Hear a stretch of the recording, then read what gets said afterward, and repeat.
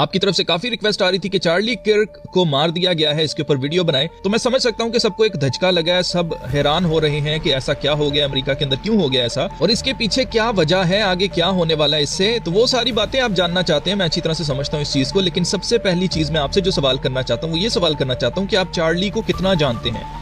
आपको क्या लगता है कि ये कौन था? Ladies and gentlemen, Charlie Kirk. I have a message just for you. You don't have to stay poor. You don't have to accept being worse off than your parents. You don't have to feel aimless and unhappy. We're going to choose success. We're going to choose to put the future of Americans first. इसके बारे में जितना सा आपको पता है नीचे comment section में मेरे साथ जरूर शेयर करें। और मैं अभी आपको बताता हूँ कि बेसिकली जो कुछ आप इसके बारे में जानते हैं वो बहुत ही कम है, क्योंकि चार्ली किर्क वो बंदा था जिसने ट्रंप को दूसरी दफा अमेरिका का सदर बनाने में बहुत बड़ा किरदार अदा किया है। मागा जो सारी मूवमेंट है उसके पीछे ये बंदा था। We will fire the Biden-Harris regime and put Donald Trump back in the White House where he belongs. God bless you guys. Thank you so much.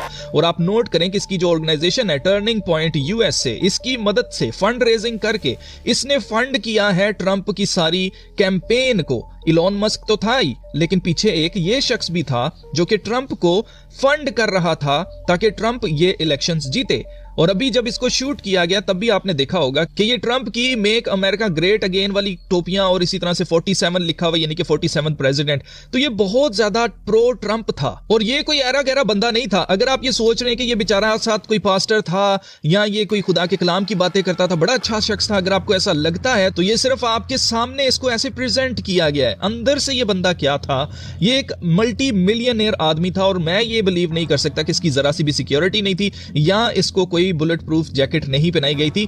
तो मेरे ख्याल से इट वाज ऑल स्टेज्ड और ये सैक्रिफाइस है Lucifer के लिए, क्योंकि अगर आप गौर करें तो किस तारीख को इसकी डेथ हुई है? जी हां, 11 सितंबर को। और 11 सितंबर आप अच्छी तरह से जानते हैं कि एक जंग शुरू हुई थी उसके बाद, जो कि दहशतगर्दी के खिलाफ जंग शुरू हुई थी, जिसके अंदर तमाम मुस्लिम ममालिक को टारगेट किया गया। और आप नोट करें कि अभी तक वो जंग खत्म नहीं हुई है, उसको दोबारा से रिफ्रेश किया गया है। इसराइल के ऊपर हमला होता है 7 अक्टूबर 2023 को और उसको नाम दिया जाता है कि ये हमारा 9/11 है।